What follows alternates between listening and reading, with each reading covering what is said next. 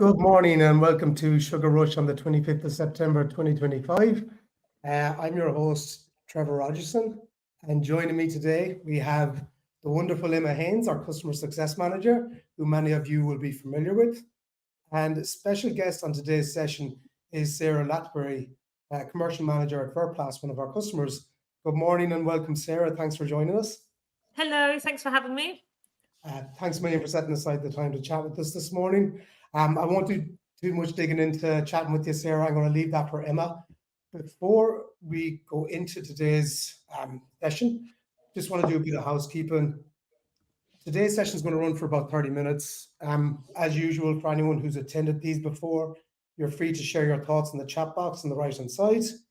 We will leave some time at the end of the session for Q&A. So if you've got questions that come up that you'd like to address to either Sarah or Emma, feel free to share them in there and we can address them at the end. And for anybody who has attended, if you get a call, somebody bothers you, you need to jump off, you will receive a video recording of this within 24 hours. Feel free to share it amongst your colleagues if you think there's anything that might be interesting to them. So the agenda for today's session is to discuss common challenges people encounter with disconnected tools.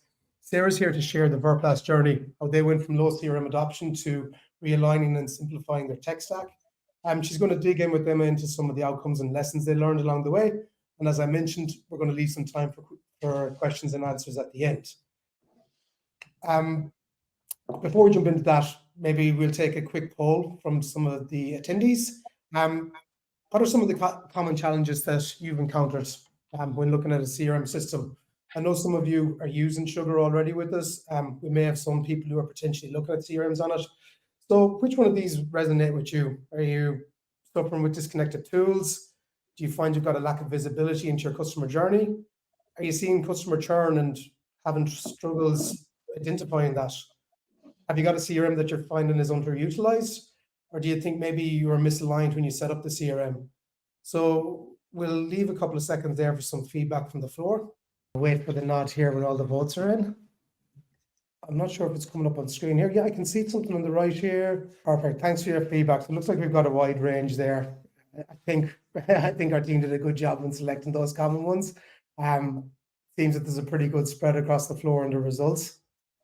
Now, I think that's enough for me. I'm going to hand you over to the main part of this session. Sarah and Emma, I'll introduce the pair of you and let you two get on with it. So over to you. Thanks, Trevor. Hi, Sarah. Thanks for joining again. Just quickly, let's kick things off. And if you can maybe introduce yourself to us all, your role and what it is that you do at Verplas. Yeah, sure. So I started 6 years ago in 2019 with Verplas as the commercial manager, and my responsibilities are to manage the sales and grow the business, manage the marketing functions and the customer service functions.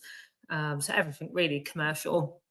And the first task that I was given when I joined the business was to look at the existing customer base and see if we can grow that customer base, because they don't buy all of our products. We've got a wide range of products, and the aim was to contact those customers and find out what they're buying and then try and add on more products so to grow their spend.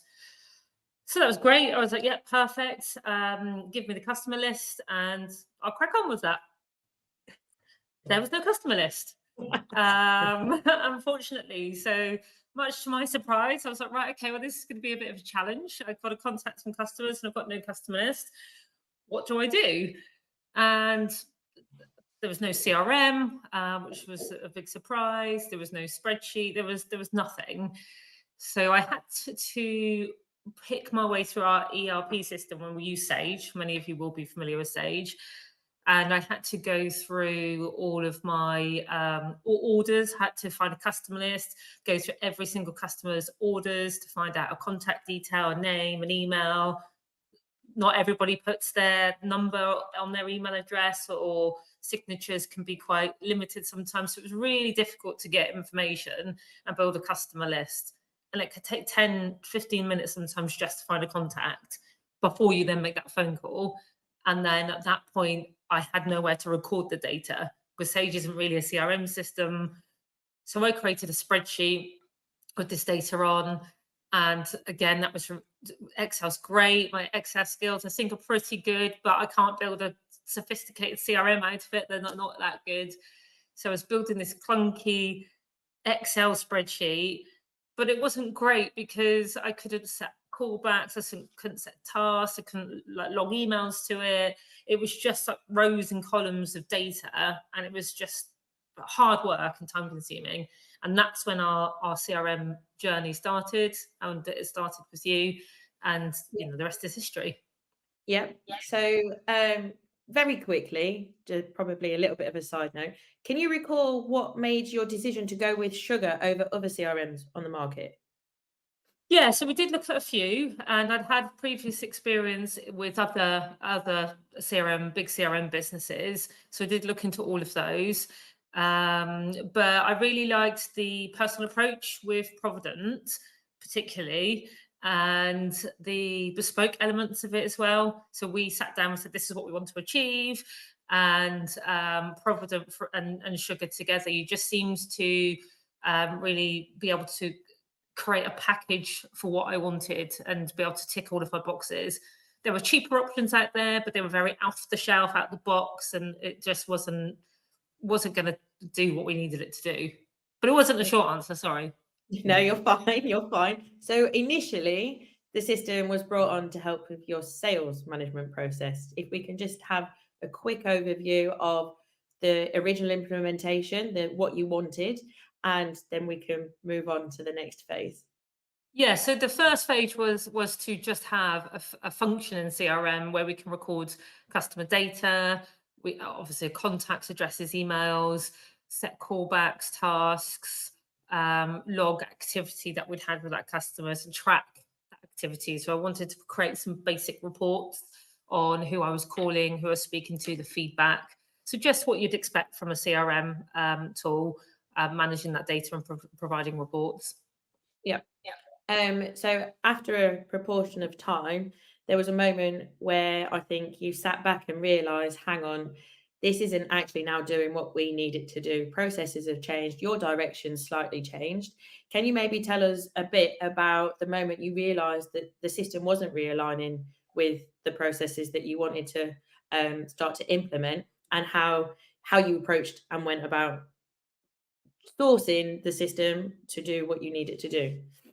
Yeah, so we were using the CRM for the day-to-day contacts, but we were also using spreadsheets, small spreadsheets, and Word documents for cases, or if a customer, we call them cases or complaints. So if a customer has a problem with an order and they need a credit or they need a new order, we were logging this data in a spreadsheet. And again, then duplicating that data again, I don't know why, onto a Word doc. So we had two sets of data, same data on two different documents.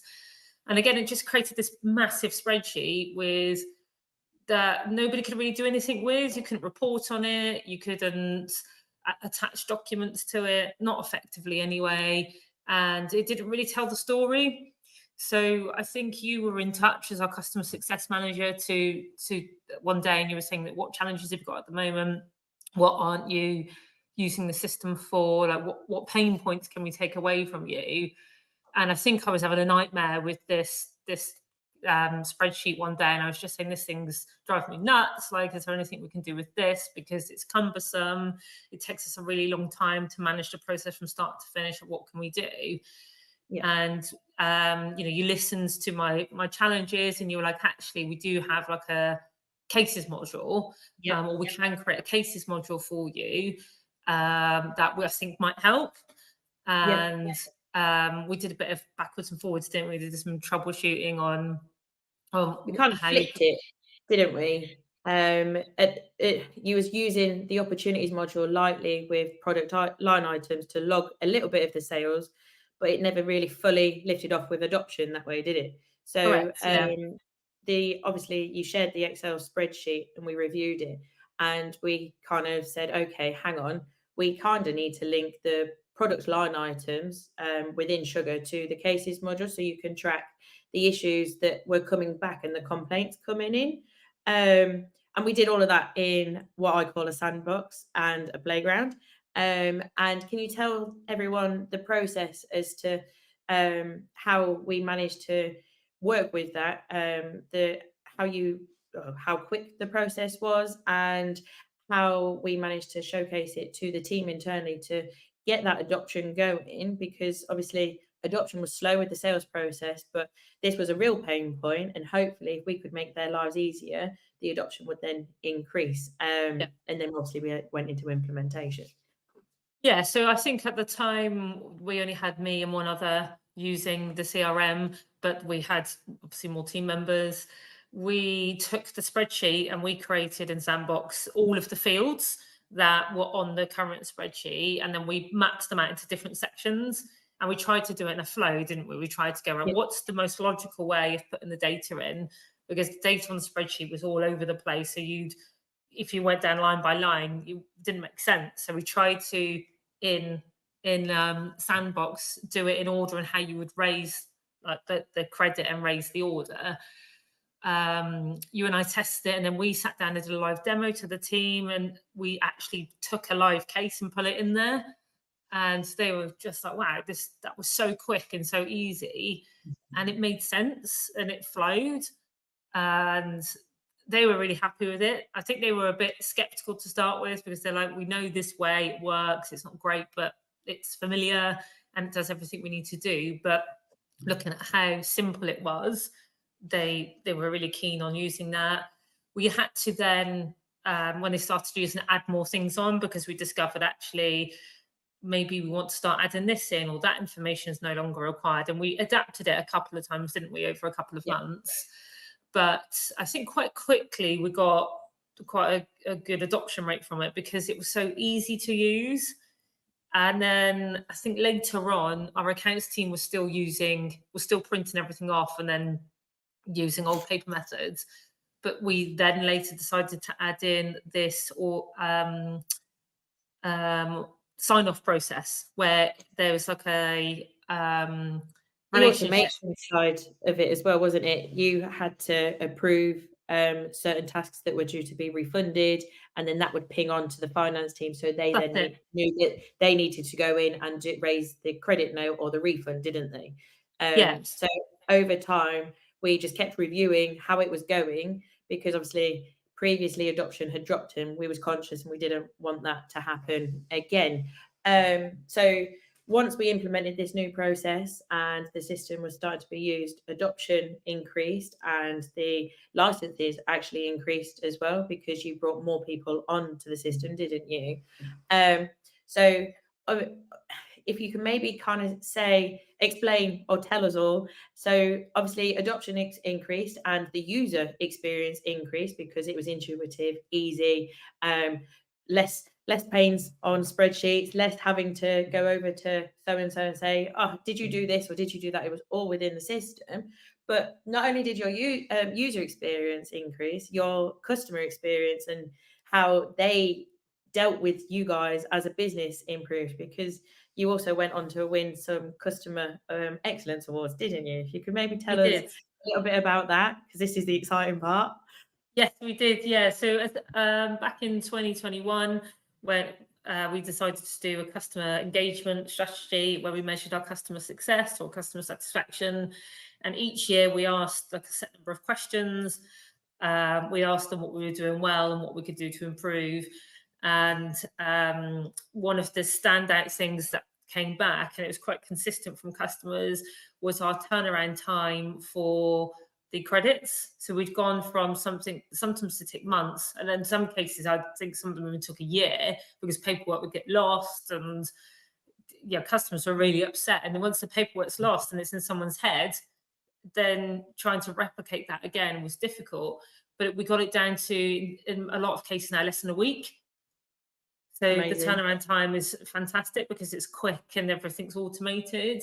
So customers were saying, I've now get my credits very quickly, I get my replacement orders very quickly. And some of the other comments are, people know who I am when I ring, because we've got the CRM system. When people ring, we can type in their name and have a quick look at who we're talking to. And the feedback was like, Verpass always know who I am when I call. And that really helped us because now we've got a list of who's who, who's left, who started, and you've got that history of conversation for us to look through. We then achieved gold with investing customers in our 3rd year. And last year we entered the CXA Awards, and we won gold for best use of customer feedback and best customer service. No, that's brilliant. And yeah, throw a curveball here. Do you think that you would have gone on to win that award had we not stepped back, or had you not stepped back and gone, hang on, the system isn't working for us. It's not aligned to our direction where we're now going. Yes, it was brought on for sales, but actually we switched it to customer experience. Do you think you'd have gone on to win the award had you not done that? Oh, I don't know, because it was such a good part of the story. And I think using that was such a powerful tool because it helped us engage with our customers more. And if our customers are feeling like we're engaging with them and they're feeling loved and they know who they are and they're getting solutions quickly, they're going to be happy, and their success and their stories and their feedback help us achieve that. So no, I don't think so. I think it was, maybe we'd have only got a bronze, but yeah, it definitely helped us transform our customer journey. And our staff are happier as well because the systems are easier to use, so they're less stressed, and it makes them happier when they're doing their jobs, which then relates to the customers as well. That's it, isn't it? It's like a CRM is there to not only help the users, but it's to help the customer experience as well. Yes, it's there to track and make sure that milestones and targets are being reached. However, most of all, it's there to help the end users and ultimately the customers on the other end for a smoother process. Okay, so if we just maybe go on looking back to when you first implemented the system, could you think of anything that you may have done differently at the beginning? Yeah, I think probably taking it more seriously more quickly and getting more adoption more quickly. I think when we first started it, I had one idea in mind and it was just a couple of us using it. But I didn't really think about it wide enough in the business. I think I had initially just a bit of a narrow vision on it. And then it was only used lightly. But I think now looking at the success that we have from the system, and it's used in every day, all day, every day. It's used in many meetings, and it's a key tool for our business. But I wish I'd gone back and rolled it out sooner and wider, and encouraged more adoption sooner. Because now that we're in it and using it, how much easier our life is. We just started a conversation about the next phase we want to take it to as well. Yeah. And again, I wish we'd started that sooner, because the amount of reports we can do that save me time and give me visibility and data, it's just great. Honestly, hearing you say that just makes me so happy. It's just seeing how your journey over the past few years has gone and where you are now. It is pretty amazing. I think I thought it was going to be a bigger project and a bigger challenge than it was. And where I rolled it out in previous businesses, I did a lot of it myself and I didn't have the support there. So I think with your support, you've made it really easy for us, because you've taken a lot of the work off of us. Sometimes I'll come to you with an idea. I've said, this is a problem I've got, and I think it's going to be really complicated. And then you say, actually, no, there's a better way of doing it. Why don't you do it this way instead? And it's easier, but you've made the implementation easy. And I think if you think it's going to be tough, like I did, you go into it maybe half-heartedly, or you think, oh, it's going to be really difficult, so you don't put everything into it. But it hasn't been difficult. And if I'd go back 3 or 4 years, I know how easy it would have been. We could have done a lot more sooner. This does kind of lead me, you're very good at leading me into my next questions. So if you could give any other organization any advice that may be struggling with a disjointed system, a process that's not working, what advice would that be? I would say look for something bespoke. So, you guys are very good at tailoring everything to your customers' needs.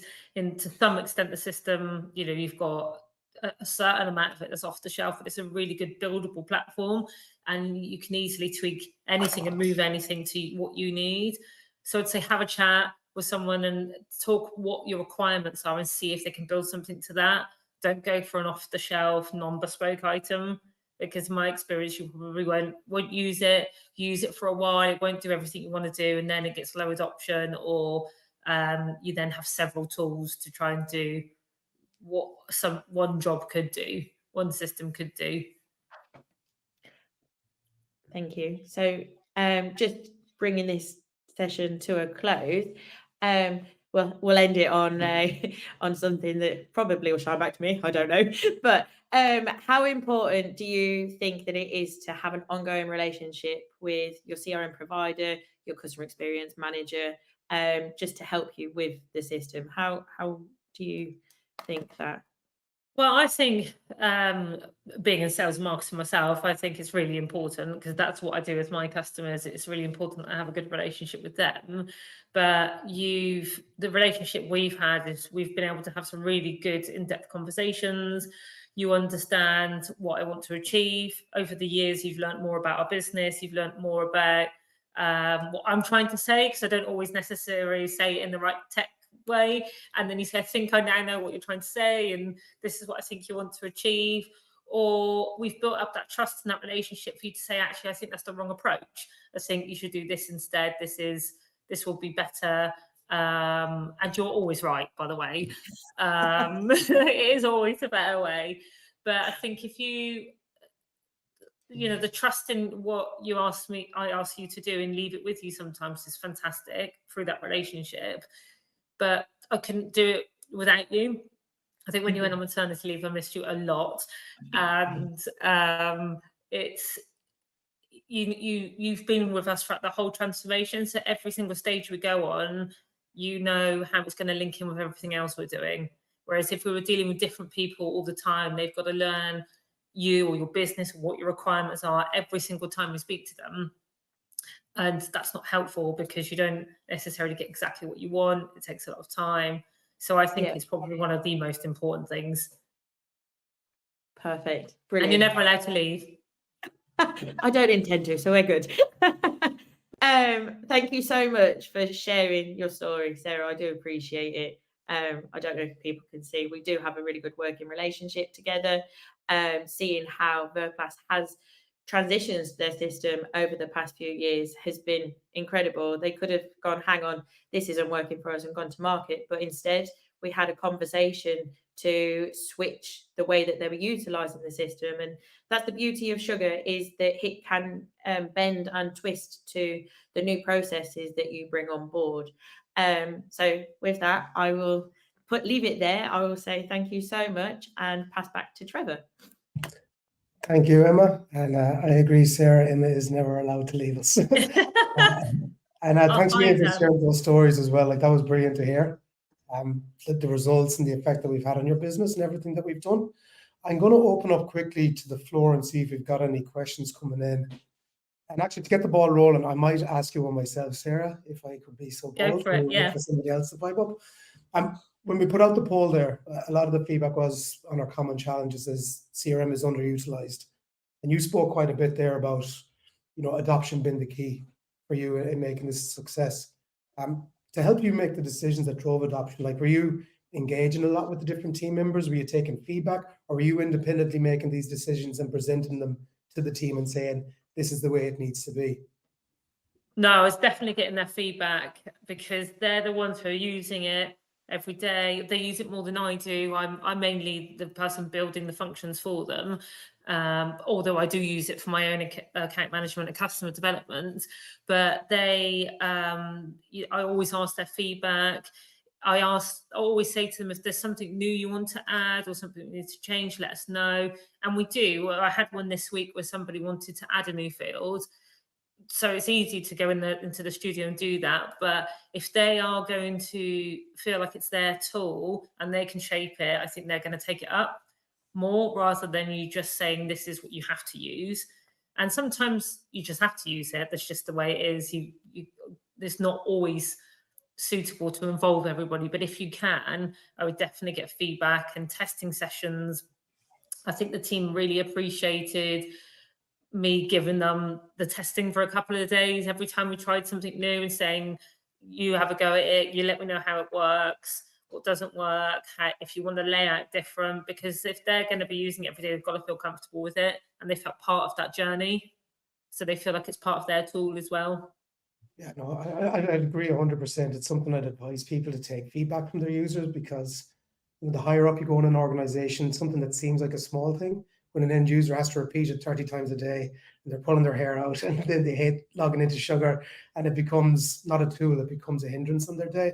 So yeah, even just moving the box into a different place, like it may annoy them that they have to go all the way down the bottom, then all the way back up to the top. Like, just, can you not move the box there? Yes, of course we can. And I sat down with them and showed them how all the sub panels, how they can change the sub panels around to how they want it. And yeah, they built different reports for different people because they want them in different styles, and showed them how to do that. So everyone's setup is ever slightly different to suit how they like to work as well. Yeah. And that's it. It's important to just make sure, like, the end result, you're getting the information you need from the CRM, but they're feeling like they can use it as intuitively as possible. That's brilliant. Absolutely, yeah. Otherwise, they're not going to use it. And I've been in many businesses where the CRM is the most hated tool, because it's just like cumbersome, and other businesses where it's great and you can't live without it. And yeah, it is. It sounds like you've hit your right balance for your business. I'm looking at the Q&A section here. They're going very easy on you today, Sarah. We've got nothing else coming from the floor. Looking here, okay. So we're just coming in towards the end of time anyways. So thank you very much, Sarah, for everything you've shared with us. Emma, great job. It sounds like the pair of you got a great working relationship there. Long may that continue. As we said, anybody who's been on this, you will receive a recording of this in the next 24 hours. If you do have any questions, you want to have a one-on-one chat, reach out to myself or Emma. You can connect with us on LinkedIn. You should follow Providence CRM there. We're always posting stuff that may bring some value to how you're using SugarCRM. I'm happy to have a one-on-one chat about anything that Sarah's touched upon today. And with that, thanks for attending, and thank you again, Sarah. And I wish you all a good day. Thanks, everyone. Thanks for having me.